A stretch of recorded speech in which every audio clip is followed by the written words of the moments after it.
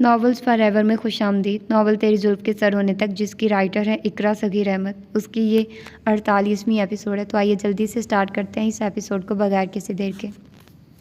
ये वक्त इन बातों का नहीं है। उसके लहजे में संजीदगी दर आई थी। प्लीज़ माफ़ कर देना, मुझे अपने रवैये की बदसूरती का एहसास हो गया है। वो कुछ कहे बिना ही वहाँ से चला गया था। जो लफ्ज़ उसकी ज़बान नहीं कह रही थी वो खामोशी ने कह दिया था। वो उसको माफ़ नहीं कर सका था। मैं तुमसे माफ़ी का कह रहा हूँ, माफ़ करने की इल्तिजा कर रही हूँ। सच तो यह है कि माफ़ करना इतना आसान कहाँ होता है। इस हकीकत को मैं भी जानती हूँ। सबकी ख्वाहिश के बावजूद मैं तुम्हें कभी माफ़ ना कर सकी थी। तुमसे ना कोई झगड़ा था और ना ही दुश्मनी। ज़ाती तौर पर कोई ऐसे ताल्लुकात भी ना थे जो तुम्हारे और मेरे माबैन तनाज़े और नफ़रत का बायस होते। अलबत्ता तुमसे दुश्मनी का सबब जो बना वो मेरा बाप था, जो तुमसे बेपनाह मोहब्बत करने वाले हैं। मेरे गुस्से और नफ़रत बनने की वजह वो वालहाना मोहब्बत है जो वो तुमसे करते हैं, और मैं उनकी सगी बेटी होकर उस मोहब्बत और शफ़क़त से महरूम रही हूँ। देखो, औलाद सिर्फ़ औलाद होती है, जायज़ व नाजायज़ दुनिया वालों की निगाहों में होती है। बाप की निगाहें इस फ़र्क को महसूस नहीं करती हैं। आह, उसने कराह के साथ करवट बदली। उसके जिस्म का जोड़ जोड़ गोया दर्द का दरिया बन गया था। टेस से थी कि बढ़ती जा रही थी, मगर सोचे कहीं और ही उलझ जुलझ कर उसकी बेसकूनी को बढ़ावा दे रही थी। मैं ये किस बहस में सर खपाने लगी हूँ। नफ़रत और दुश्मनी की बातें जहर से ज़्यादा कड़वी लग रही हैं। आज वक्त ने मुझे बता दिया है कि मैं जो कल तक खुद को आसमान का एक सितारा समझा करती थी, आज ज़िंदगी पर पड़े अनगिनत ज़रात में से एक हकीर बेतौकीर ज़र्रा। मेरी एहसान फरामोशी और बदगुमानियों का भरपूर थप्पड़ मेरे मुंह पर लग चुका है। मैं कल तक जिसकी जान लेने के मंसूबे बनाती रही, आज उसी शख्स ने मेरी जान बचाई है। जब एहसास का रिश्ता कायम होता है तो वो बदगुमानियों और रंजिशों की स्याह दीवार को ढाम देता है, और जब ये रास्ते से हटती है फिर सामने हर मंजर वाज़े होता चला जाता है, हर शय वाज़े दिखाई देने लगती है। बिल्कुल उसी तरह जिस तरह उसको अपने रवैयों की बदसूरती और बदसलूकी दिखाई देने लगी थी, और महसूस होने लगा था कि वो क्या कर चुकी है। 10 मिनट बाद वो वापस आ गया था। एक हाथ में छोटी ट्रे थी, दूसरे हाथ में बाउल था जिसमें पानी और सफ़ेद कॉटन का पीस था। वो सामान उसने मेज़ पर रख दिया था। मुझे कुकिंग नहीं आती, ओनली नूडल्स बना सकता हूँ, सो नूडल्स ही बना कर लाया हूँ। आई होप तुम्हें पसंद आएंगे। वो उसके करीब ही बैठ गया था। उसके अंदाज पर वो मुस्कुरा भी ना सकी थी कि होंठों की सूजन बढ़ चुकी थी। नोफिल ने उसकी तरफ देखा था और पानी का बाउल उठाकर उसमें मौजूद कपड़ों को निचोड़कर आहिस्ता आहिस्ता उसके सूजे हुए होंठ साफ करने लगा, जहाँ खून जम गया था, और इस दौरान उसका चेहरा गम और गुस्से के बायस सुर्ख हो रहा था। बारिश खूब बरसी थी। दरख्त धुलकर निखरे सरसब्ज हो गए थे। एक एक पत्ता मुसर्रत से गुनगुनाता हुआ महसूस हो रहा था, और वह खिड़की में खड़ी लॉन का नज़ारा कर रही थी। शाहजेब से मुलाकात के बाद उसने खुद को बदलने की कोशिश शुरू कर दी थी। शाहजेब की निगाहों में जो उसके लिए एहतराम व मोहब्बत, इज़्ज़त थी, जो खलूस व मुरव्वत थी, इन तमाम बातों ने उसके अंदर अजीब ही जज्बात भर दिए थे। वो जब उससे मिलने ऑफिस गई थी तो अपने मखसूस स्लीवलेस शर्ट और पिंडलों तक फोल्ड जीन्स से तन करके गई थी, और उसने बिल्कुल जैद की तरह उसको इग्नोर किया था। मगर आते वक्त जब कार तक छोड़ने आया था, उस वक्त उसकी तरफ देखते हुए संजीदगी से कहा था, औरत पूरी तरह ढकी हुई ही हसीन दिखाई देती है, बिल्कुल उस तरह जिस तरह चांद बदलियों में पोशीदा होकर पुरकशिश दिखाई देता है। उसकी हर बात की तरह ये बात भी उसके दिल को छू गई थी। न जाने कैसा सहर फूंका था उसने जो वो उसकी हर बात की करविदा होती चली गई थी। हालांकि वो कोई आमू मासूम सी लड़की नहीं थी, और ना ही शाहजेब उसकी ज़िंदगी में आने वाला पहला मर्द था। ना मालूम कितनों को वो उंगलियों के इशारों पर नचाकर छोड़ चुकी थी। दुबई से पाकिस्तान आने के बाद उसकी निगाहें जैद की पुरकशी शख्सियत की असीर होकर रह गई थी। उसको पाने के लिए हर हरबा आजमा चुकी थी, लेकिन वो उसके लिए बना ही ना था। जैद किसी महरूमी की तरह दिल के किसी गोशे में छुपा था, मगर उसको उम्मीद थी शाहजेब की हमराही इस महरूमी को किसी न किसी दिन ख़त्म कर देगी। कुछ लोग जादूगराना सलाहियतों के मालिक होते हैं। जो चाहते हैं वो मिल जाता है, जिसको चाहते हैं अपना बना लेते हैं। जैसे वो बन गई थी। एक मुलाकात काफ़ी थी दिल की दुनिया बदलने के लिए। वो शाहजेब के हवाले से सोचती हुई लाउंज में आई तो मम्मा और इफ़रा को खासे मुतफक्राना अंदाज में बड़ा जमान पाया। सब खैरियत तो है ना? आप लोग काफ़ी परेशान लग रहे हैं। वो इफ़रा को करीब बैठती हुई फिक्रमंदी से गोया हुई। आपके डैड आ रहे हैं कुछ हफ्तों बाद। डैड आ रहे हैं? ये तो खुशी की बात है। वो हैरान हुई। खुशी की बात तो है, मगर तुम्हें मालूम है डैडी इमराना आंटी को साली नहीं सगी बहन की मानी समझते हैं, और जब उनको मालूम होगा कि हम उनसे कितना ताल्लुक़ किए बैठे हैं तो सख्त खफा होंगे। खफ की बहुत मामूली बात है। जब उनको इल्म होगा कि किताए ताल्लुक़ के मुहर्रकात क्या थे, किस बात पर झगड़ा हुआ था, तो सोचो असल बात जानने के बाद क्या होगा। मैं तो सोच कर हौल रही हूँ कि इमराना ने सच उगल दिया तो हम कहीं के ना रहेंगे। खौफ व फिक्र से रिजवाना की आवाज़ डूब रही थी। और इमराना आंटी सच कैसे ना बोलेंगी, बल्कि सच में झूठ के तड़के भी लगाती जाएंगी। वो तो इसी मौका की तलाश में है। हैरत अंगेज़ बात है, आंटी ने अभी तक डैडी को बताया नहीं। हद करती हो इफ़रा, तुम भी क्या भूल गई हो? डैडी लंबी बात फ़ोन पर कहाँ करते हैं, ना सुनते हैं। वो फ़ेस टू फेस ही ऐसी बातें सुनते हैं। और हमारे हक़ में ये बात अच्छी हुई कि इमराना आंटी और डैडी के कॉन्टैक्ट नंबर्स बदल गए हैं। Thanks God. और ना लंबी कॉल ना सही भूस में चिंगारी तो आंटी डाल ही चुकी होती और डैडी उनकी कॉल सुनते ही यहाँ होते। अब भी वो यही करेगी, पूरी आग लगाएंगी। फिर क्या करें मम्मा, हमारे पास कोई रास्ता नहीं है। डैडी को आने से रोक सकते हैं और ना ही इमराना आंटी से मिलने से। इफ़रा को भी बाप के गुस्से से सख्त डर लगता था। मैं यही सोच रही हूँ कि जाकर इमराना को राज़ी करती हूँ। रिजवाना को यही रास्ता समझ में आया था। वो इतनी आसानी से राज़ी हो जाएंगी क्या? मैं पूरी कोशिश करूँगी उसको राज़ी करने की। हर कीमत पर उसको रज़ामंद करना होगा कि वो हमारे दरमियान होने वाले झगड़े का भूल कर भी जिक्र ना करें। रिजवाना बेचैनियों इज़्तिराब से हाथों को आपस में रगड़ रही थी। माँ की हालत बेटियों को भी परेशान कर रही थी। बाप के मिजाज को वो भी बाखूबी जानती थी। वैसे वो अपने कारोबार में मसरूफ़ रहते थे। बेहद मसरूफ़ शख्सियत और कारोबारी आदमी थे। अपनी मसरूफ़ियत के दौरान वो घर वालों से भी ज़्यादा बातचीत नहीं करते थे। मसरूफ़ियत कम होने पर वो सबको वक्त देते थे, क्योंकि वो कच्चे कानों और तंग ज़हनियत के मर्द थे। किसी भी झूठ को सच मान लिया करते थे। मम्मा, इमराना आंटी से खैर की तवक्को रखना आपसे। अगर आप उनके कदमों में अपनी जान भी दे देंगी तो भी उनका पत्थर दिल नहीं पिघलेगा। वो ऐसे ही पत्थर रहेंगी। वो जिससे दुश्मनी कर लें फिर उसको कहाँ माफ़ करती हैं। आप उनको मनाने का ख्याल छोड़ दें। उर्वा ने सर झटक कर उनको इरादे से बाज रखना चाहा। फिर डैडी के कहर से कौन बचाएगा? आंटी से लड़ते वक्त ये भूल ही गए थे कि डैडी को भी अनकरीब यहाँ आना है। आंटी को उनके शर्अंगेज़ इरादों से सिर्फ जैद ही बचा सकता है। मेरा मतलब है कि बाज रख सकता है। जैद के नाम पर वो लड़खड़ाई। जैद भाई अपनी बात तो उनसे मनवा नहीं सकते, वो हमारी सपोर्ट कहाँ करेंगे? इफ़रा ने मुंह बनाकर कहा। वो सिर्फ सौदा के मामले में आंटी के सामने ज़बान नहीं खोल सके, या ये कहना ज़्यादा मुनासिब होगा कि वो अज़ खुद ही मुँह बंद किए बैठा था। वगरना वो सौदा को ना अपनाने का कहता तो आंटी की जुर्रत ना थी ना कहने की। बिकॉज वो अच्छी तरह जानती है कि जैद बहुत पावरफुल है। उनके अकाउंट में उसका ही पैसा होता है। तमाम लग्जरीज़ उसके दम से ही हासिल हैं। हाँ, ये तो तुम बिल्कुल ठीक कह रही हो। जैद ने माँ को मलका बना कर रखा हुआ है, लेकिन वो हमारी बात क्यों मानेगा? हमने उसकी भी खूब बेइज्जती की थी, बुरा भला कहा था। रिजवाना को अपनी ज़्यादतियाँ याद आए तो मायूसी से गोया हुई।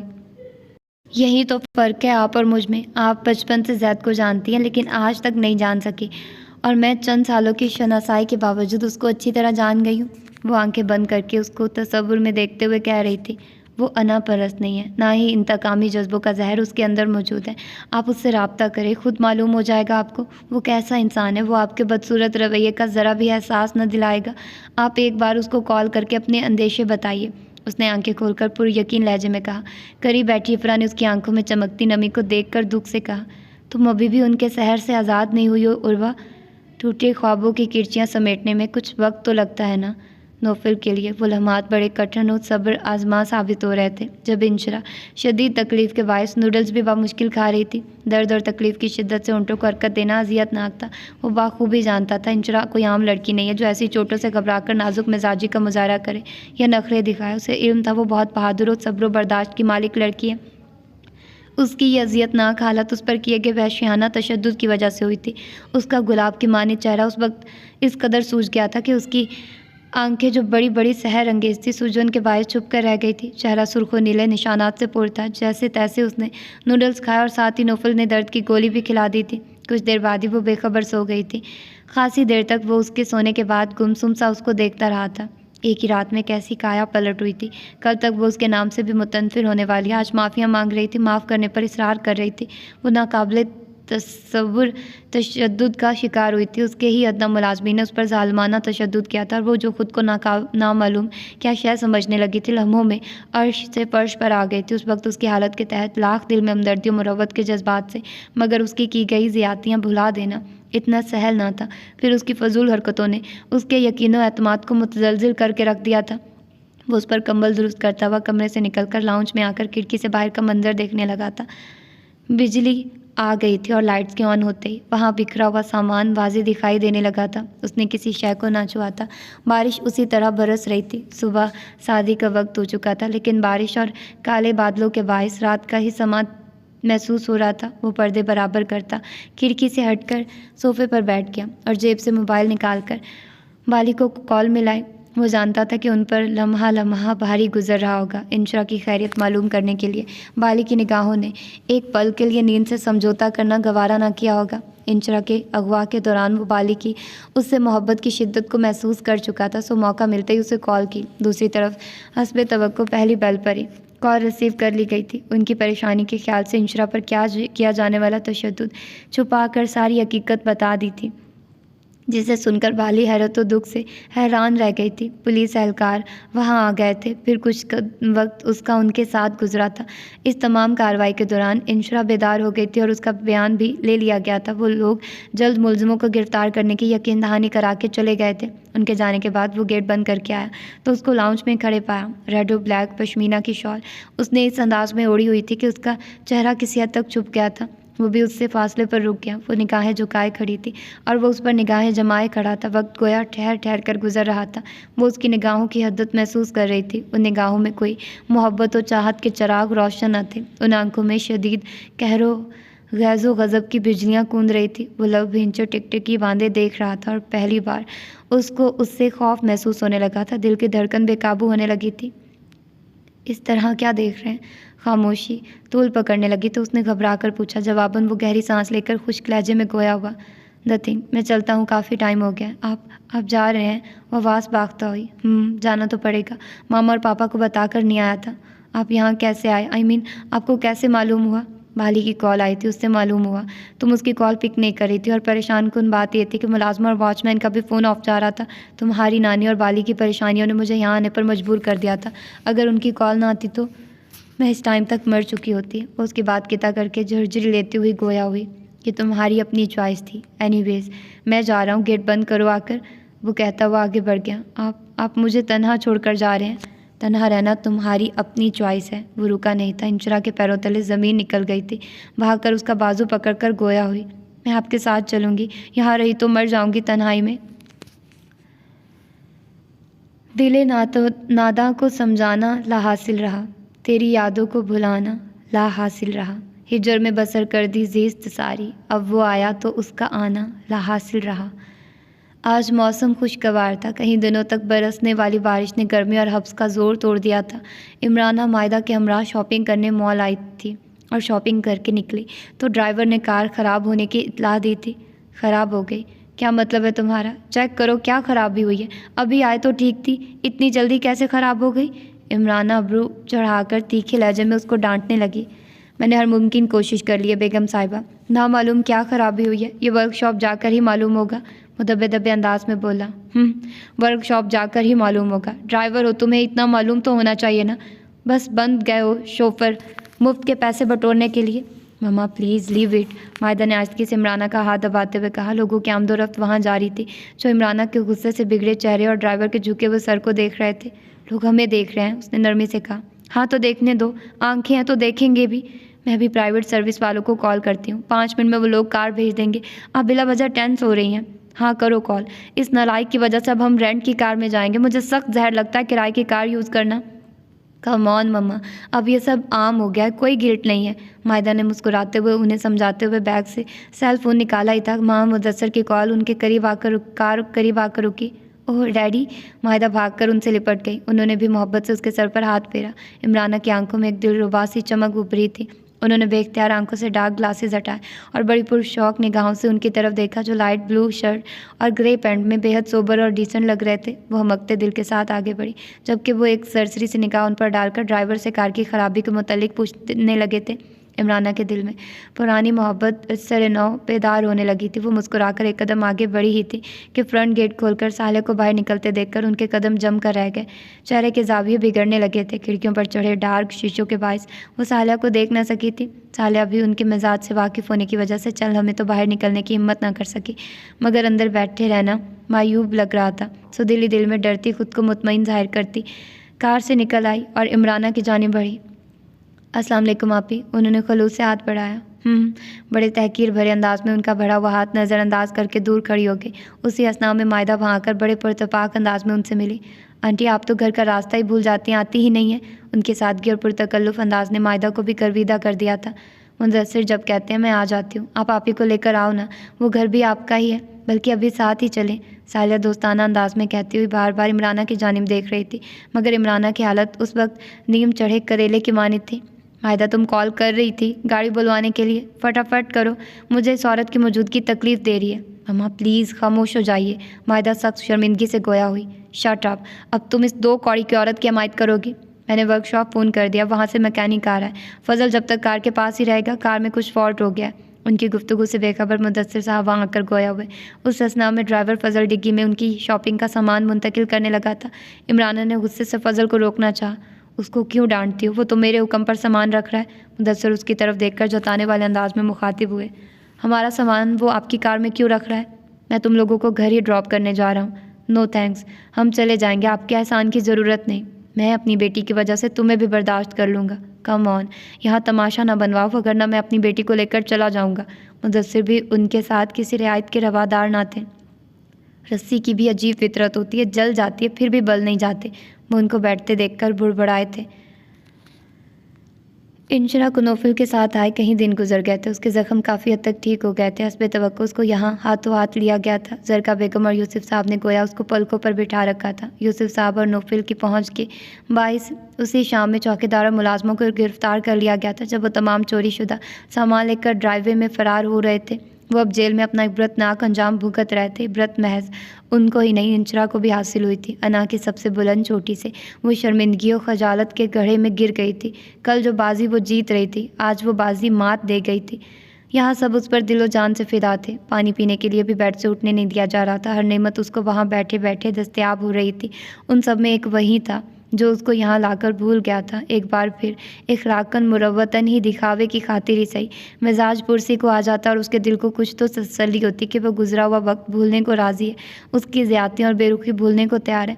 लेकिन वो तो उसके दिल की हालत से बेखबर, ज़मीर की चुभन से बेनियाज खुद में ही गुम था। इंची डियर, ये कौन सा बहरूप बदला है तुमने? एक ही रात, फ़कत एक ही रात तुम्हें मोहब्बत से शनासाई फराहम कर गई। नौफिल की तुम जानी दुश्मन थी, उसको मारने और ज़िक पहुंचाने के लिए तुमने क्या क्या हरबे ना इस्तेमाल किए, कैसे कैसे जानलेवा तरीके ना अपनाए। उसकी शफाफ मोहब्बत और खुलूस को तुमने हकारत की नज़र कर दिया और नफ़रत व इंतकाम में तुमने अंधी होकर उसकी आंखें खोल दी थी। तुम्हारी नफ़रत व बुग़्ज़ को वो भी समझ गया था, लेकिन वजह आज तक समझ नहीं पाया। लेकिन मगर तुम्हारी घर पर तन्हा रहने की हर तरमी और ज़िद के नतीजे में जो तुम्हारा हाल हुआ है, इस हाल ने उसके दिल में ऐसे नामालूम क्या जज्बात भड़काए हैं जो वो तुमसे मिलना भी पसंद नहीं कर रहा। एक जगह रहते हुए भी उसका ज़मीर बेदार होकर लताड़ने लगा था। सख्त तंज़िया अंदाज में, मुझे अपनी गलती का एहसास हो गया, मैं गलती पर थी। कितने अरसे पर मोहित होगा गलती का एहसास? अभी तुम उदास व दुखी हिरनी की मानित गर्दन झुकाए शिकस्त खोरदा सी बैठी हो। कल जब तुम इस तकलीफ़ से मुकम्मल आज़ाद हो जाओगी, बरसात की वो खौफनाक रात तुम्हारे ज़हन से महव हो जाएगी। फिर तुम वही इंचरा होगी, मगरूर, बद दिमाग, बद लिहाजो, मुंतकिम मिजाज लड़की जो किसी के गुनाहों की सज़ा दूसरे को देकर मुसरत व तस्कीन महसूस करती है। जो जितनी बुलंदी पर परवाज़ करता है वो उतनी ही पस्ती में भी गिरता है। ये बातें तुम किसको सुनाकर इम्प्रेस करोगी? नौफिल को, जिसने तुम्हारे इतने कारे वार बर्दाश्त किए, वो तुम पर एतबार क्यों करेगा? किस तरह यकीन दिलाओगी? क्या तुम में इतनी हिम्मत व एतमाद है? जिस्मानी तकालीफ से निजात मिल गई थी, मगर ज़मीर की नश्तर जनी जारी थी। ये ज़मीर भी बड़ी अजीब शय है। जब इंसान गलती करता है तो सिर्फ ख्वाबदीदा बच्चे की मानी धीरे से बेचैन होकर फिर सो जाता है, और जब पानी सर से गुजर जाए फिर उसका चीखना, चिल्लाना, मचलना अल अमान।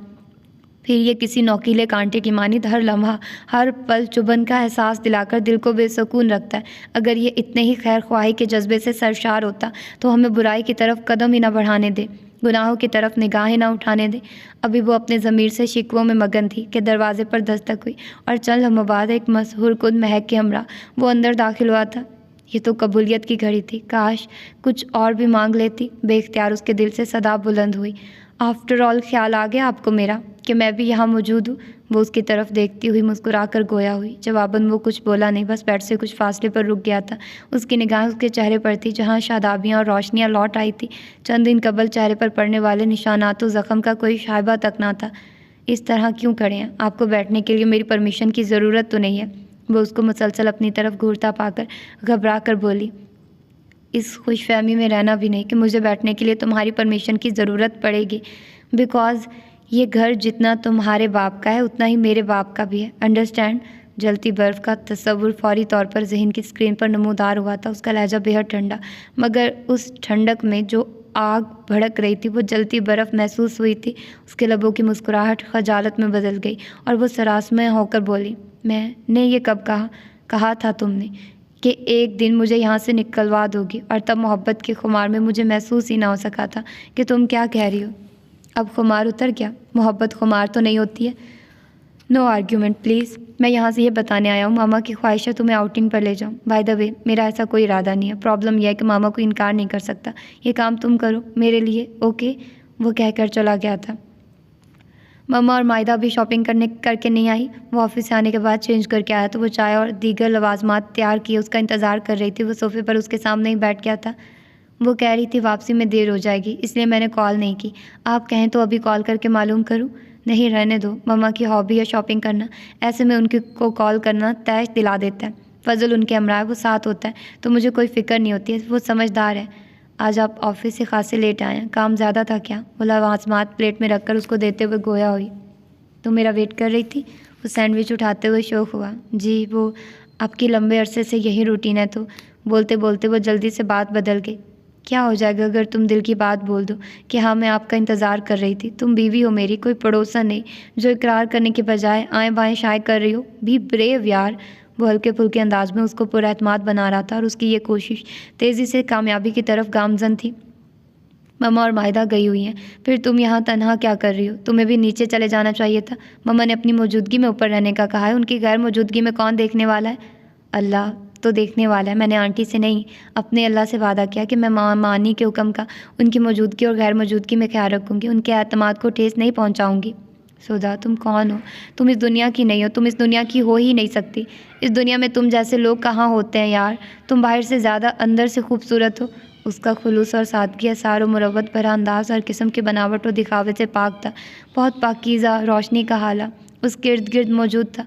गुलाबी और सफ़ेद एम्ब्रॉयडरी सूट में उसका वजूद किसी रोशन सितारे की मानित लग रहा था। ज़ैद उसके लहजे से किरणों की तरह फूटती सजाई से बेहद मुतासिर हुआ था।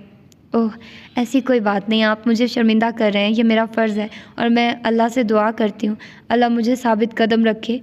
आमीन।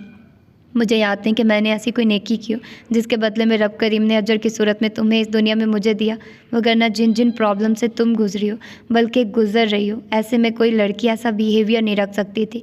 उसने सैंडविच खाना भूलकर नहायत तहसीन अमेज़ लहजे में कहा और वो उसके अंदाज़ पर सुर्ख हो गई थी और हैरान भी कि वो इस तरह अकीदतमंद क्यों हो रहा है। क्या वो जानता नहीं है उसकी नेचर सदा से ऐसी है, दूसरों की खुशियों के लिए ख़ुद को नुकसान पहुंचाने वाली, किसी की हंसी के लिए अपने दुख और रंज की परवाह न करने वाली।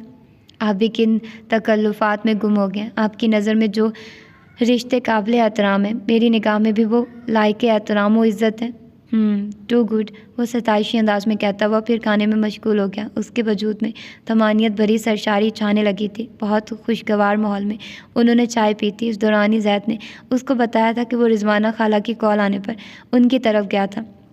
उन्होंने अपने और इमराना के दरमियान होने वाली लड़ाई पर शर्मिंदगी का इजहार करते हुए फौरी तौर पर सुलहनामे पर रजामंदी जाहिर की है। ये तो बहुत अच्छा होगा अगर ममानी और आंटी की सुलह हो जाती है। आप पूरी कोशिश कीजिएगा ममानी को राज़ी करने की। मुझे यकीन है वो आपकी बात नहीं रद्द करेंगी। मैंने उन्हें आपकी बहुत केयर करते देखा है। उसकी बात सुनने के बाद उसने अपना रद्द अमल दिया। ठीक कह रही हो तुम, माँ सिवाय तुम्हारे मामले के मम्मा ने हमेशा मेरी बात मानी, वगरना मेरे किसी फ़ैसले या बात को रद्द नहीं किया। अच्छा हुआ आज उनकी कॉल आ गई। अगले चंद दिनों में मैं खुद उनसे रब्ता करने वाला था। डैडी रस्म के लिए वहाँ जाना चाहते हैं। आंटी की ख्वाहिश है ये, और तुम तो जानती हो मम्मा ने बड़ा हंगामा खड़ा कर देना है। फिर आप कब बात करेंगे? उसके अंदाज में बेसाख्तगी थी। तुम जब कहो। बताओ कब बात करूं? वो शरारती अंदाज में गोया हुआ, मगर वो अपनी सोचों में महव थी। आज ही बात करें, बल्कि उनकी दोस्ती करवा दें। तुम क्यों चाहती हो उनकी दोस्ती हो जाए? क्या मिलेगा तुम्हें? अगर मेरे इख्तियार में हो तो मैं किसी को झगड़ा करने ही ना दूँ। झगड़ा मुझे ना पसंद है। लोगों को लड़ते देखकर मुझे वहशत होती है। ये तो डैडी की कार का हॉर्न है। डैडी आए हैं। वो हॉर्न की आवाज़ सुनकर उठ खड़ा हुआ था। बाली और जहारा को वापसी के लिए एक हफ्ता दरकार था। उधर उसको महसूस हो रहा था कि उनके साथ ना जाने की सज़ा मिल रही है। दिल बड़ी शिद्दत से चाह रहा था नानी के आगोश में और बाली के शाने पर सर रखकर दिल का सारा गुबार आंसुओं में बहा दे, और इतने आंसू बहाए के सारा वजूद उन आंसुओं में नमक बनकर बह जाए और वो फना हो जाए, इतनी दूर चली जाए कि किसी को ढूंढने से भी ना मिले। जब से वो कह कर गया था तब से वो ऐसे मनफी ख्यालात में गुम रहने लगी थी। हालांकि उसके जाने के 10 मिनट बाद जरका बेगम और यूसुफ साहब चले आए थे और उन्होंने आते उसको नौफल के साथ जाने का कहा था। अव्वल तो उसका कहीं जाने का मूड नहीं था। दोम नौफल जिस तरह उसको नज़रअंदाज कर रहा था, ऐसे हालात में किस तरह उसके साथ जाने का सोच सकती थी। उन दोनों ने उसकी दिलजोई की खातिर बेहद इसरार किया था, मगर उसकी ना हाँ में ना बदली थी। उनकी बेहद मोहब्बत और चाहत के सामने भी वो अपने ख्याल से बाहर ना निकली और नहायत लिया दिया सा अंदाज़ रखा था। लारेब को उसके वालिदैन इलाज की गर्ज से अमेरिका ले गए थे। 1 माह से ज़ायद अरसा गुजर चुका था, उसको हॉस्पिटलाइज हुए। इस अरसे में तेज़ी से वो सेहतयाबी की तरफ आ रहा था। खासी बेहतरी आ गई थी। जरका बेगम और यूसुफ साहब उसके आने से बहुत खुश थे। ये उनकी मोहब्बतों का ही बेलौसपन था जो उसकी अजनबियत और तकल्लुफ़ को खातिर में नहीं ला रहे थे, लेकिन वो चाहते हुए भी उनसे घुल मिल ना पा रही थी। सुनो, तुम्हें कुछ मैनर्स है भी या नहीं? रात दिन रूम बंद किए पड़ी रहती हो। तुम्हें पापा का ख्याल है ना मामा का? अब तुम बिल्कुल ठीक हो, फिर ये अलग थलग रहने की वजह क्या है? तीसरे दिन दनदनाता हुआ वो फिर उसके कमरे में मौजूद था। वो मेरी जिम्मेदारी नहीं है और ना मैं जोक करूं जो उनको कैटअप करके इंटरटेन करूं, ना ही मैं खुशामद पसंद हूँ जो बिला वजह ही उनके आगे पीछे गर्दिश करूं। वो बार बार की बेइज्जती बर्दाश्त न कर सकी और दुपट्टा शानों पर डालती हुई फिर से आहिस्तगी से गोया हुई। आप मुझे मैनर्स का ताना दे रहे हैं और ख़ुद के बारे में क्या ख्याल है? बिना नॉक किए आप मेरे रूम में इंटर हुए हैं। उसकी आम से कबल वो मज़े से औंधे लेटी मैगज़ीन पढ़ रही थी और दुपट्टा भी एक तरफ पड़ा था। बहुत अजलत में वो खुद को समेटती उठी और तेवरी चढ़ाकर मुखातिब हुई। ओह, मेरे सामने खुद को पर्दे की बोबो साबित ना करो। मैं तुम्हें अच्छी तरह से जानता हूँ क्या शय हो तुम। नौफल प्लीज़ ऐसा बिहेव मत करो मेरे साथ। मैंने खुद को बदलने का अहद कर लिया। मैं अपने एटीट्यूड पर शर्मिंदा हूँ। और शर्मिंदा ऐसे होते हैं? उसका अंदाज बेहद तंजिया था। तुम एहसान फरामोश लड़की हो। जिन लोगों ने तुम्हें इज्जत दी, नाम दिया, मोहब्बत दी और बदले में तुम उनको क्या दे रही हो? हर वक्त यहाँ बंद रहती हो, एक टाइम टेबल पर नहीं आती। कल से मम्मा की तबीयत ठीक नहीं है, फीवर में होश नहीं है उन्हें। वो कल से यहाँ नहीं आई और तुम्हें परवाह भी नहीं कि हर पल तुम्हारा ख्याल रखने वाली 2 दिन से क्यों नहीं आ रही यहाँ? मैं एहसान फरामोश हूँ, बदतमीज़ हूँ, अलमैनर्ड हूँ। फिर लेकर क्यों आए हैं आप मुझे यहाँ?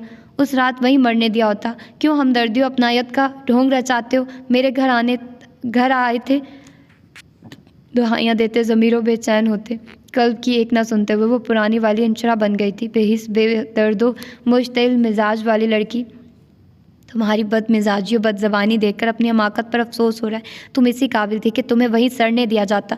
तुम जैसे लोग किसी हमदर्दी और खलूस के लायक नहीं होते। आप मेरी इंसल्ट कर रहे हैं। तुम मेरे पेरेंट्स की इंसल्ट कर रही हो जो मैं गवारा नहीं कर सकता। उसका वजी चेहरा आग के मानित सुर्ख हो रहा था। वो आपके पेरेंट्स हैं, मेरे नहीं है क्या? उसकी सख्त मिजाजी और इश्तियाल अंगेज़ी ने अंशरा की आंखें नम हो गई थी। वो ज़िंदगी के किस दोहराए पर आन खड़ी थी। एक तरफ दिल उसकी तरफ मचलता और दूसरी तरफ उसका रवैया बेजान करने लगता था। अगर तुम उनको अपना समझती तो उनके लिए जोकर भी बन जाती, खुशी खुशी हर गेटअप कर लेती। इस तरह उनको तन्हा हरगिज़ ना छोड़ती। झगड़ा मैं अपने बराबर के लोगों से करता हूँ। मुझे समझ में नहीं आता कि आपको क्या हो गया, कैसी बातें करने लगे हैं। अच्छा, I am sorry, really sorry. मैं आपके साथ चलती हूँ। आई स्वेयर मुझे मालूम ना था उनकी तबीयत ख़राब है। दिल ने हथियार डालने पर मजबूर कर दिया, वगरना वो किसी से सॉरी करना जानती ना थी। ये उनकी क्या होता है? तरीके से बोलो। मामा जा रहा हूँ, मेरे पीछे आना, मेरे साथ चलने के लायक नहीं हो तुम। वो कहकर चला गया, उसके गिरते आंसुओं की कतई परवाह न करते हुए। वो हॉर्न की आवाज़ सुनकर नीचे आया तो सुधा भी साथ ही चली आई थी। वहाँ भी लाउंज में बुआ समेत सब मौजूद थे। सुधा के ऊपर जाने के बाद ये तब्दीली आई थी कि 2 मुलाजमाओं को रख लिया गया था, रानो और रुकैया। दोनों जुड़वा बहनें थी, सांवली रंगत और अधेड़ उम्र की औरतें जो सौतेले बाप के जुल्म की सताई हुई थी। उन्होंने सारी ज़िंदगी बाप को कमा कर खिलाया था। इसके बाद भी वो उसके जबरो जुल्म का शिकार रहती थी। उनकी माँ ने शौहर के इंतकाल के बाद बेटियों की तनाई के ख्याल से अक़दसानी किया था कि जब वो बड़ी उम्र की होंगी तो कोई भेड़िया नुमा इंसान उसकी बेटियों की अस्मत की तरफ निगाह ना उठा सकेगा। और इस हद तक उसका फ़ैसला दुरुस्त भी साबित हुआ था। उनका सौतेला बाप पैसों का भूखा था। सारी तनख्वाह लेने के बाद भी वो इसी शक में मुब्तला रहता था कि वो पूरी रकम नहीं देती। वो नशेबाज और जुवारी था। काम काज की उसको हिम्मत ना थी, मगर उन माँ बेटियों को मारने पीटने के लिए बड़ी ताकत आ जाती थी। कुछ अर्सा कबल उनकी माँ टीबी की मरीज़ होकर चल बसी थी और माँ के 1 हफ्ते बाद उनका जालिम बाप भी सोता का सोता रह गया था। उसके मरने के बाद मालिक मकान ने मकान खाली करने का हुक्म दे दिया था। बुआ के एक अरसे से जान पहचान थी। वो उनकी माँ की बहन बनी हुई थी। वो जमर्द बेगम की इजाज़त से उन्हें वहाँ ले आई थी। सबको ही उनकी उम्रें ज़ाया होने का दुख था कि सौतेले बाप ने पैसों के लालच में उनकी शादी ही ना होने दी थी। वो अब बुढ़ापे की दहलीज पार कर गई थी। बहुत मेहनती, खामोश, तिबा और हुक्म बजा लाने वाली औरतें थी। पहली बार इमराना ने भी कोई एतराज़ ना किया था। वो सर्वेंट क्वार्टर में रिहाइश पजीर थी, जल्द सबका एतमाद जीत लिया था। वो किचन में चाय और दीगर लवाजमात तैयार कर रही थी। बुआ भी वक्तन फ़वक्तन उन्हें हदायत देती रहती थी। घर के सभी अफराद ने उनको अब काम करने से मना कर दिया था, ये कहकर कि वो आराम करें, क्योंकि दीगर काम 2 मुलाजमाएँ किया करती थी। ज़हे नसीब, आज सूरज मशरिक़ से ही निकला है ना।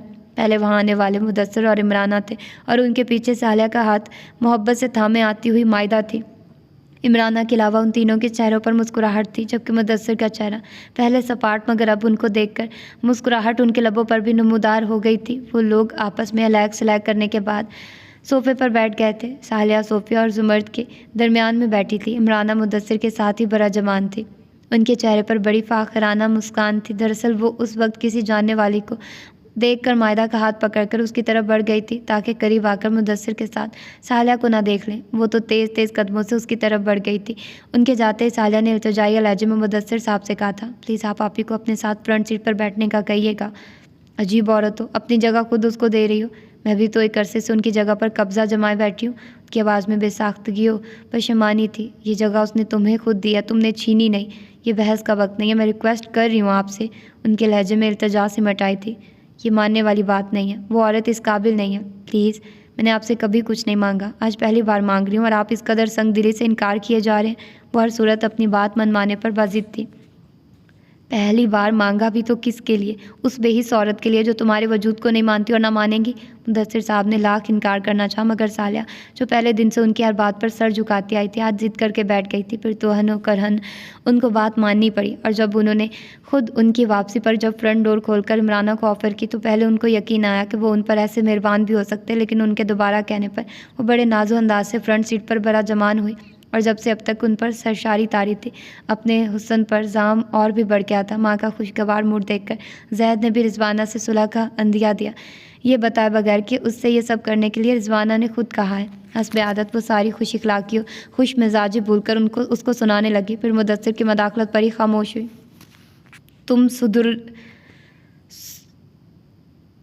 तुम सुधरोगी ना इमराना, खुदारा अब तो बदलो खुद को। बेटे का मामला तुम्हारे घर में ही निमट गया, मगर मायदा का ख्याल करो। वो ससुराल जाएगी तो तुम्हारे मिजाज के ताने मिलेंगे।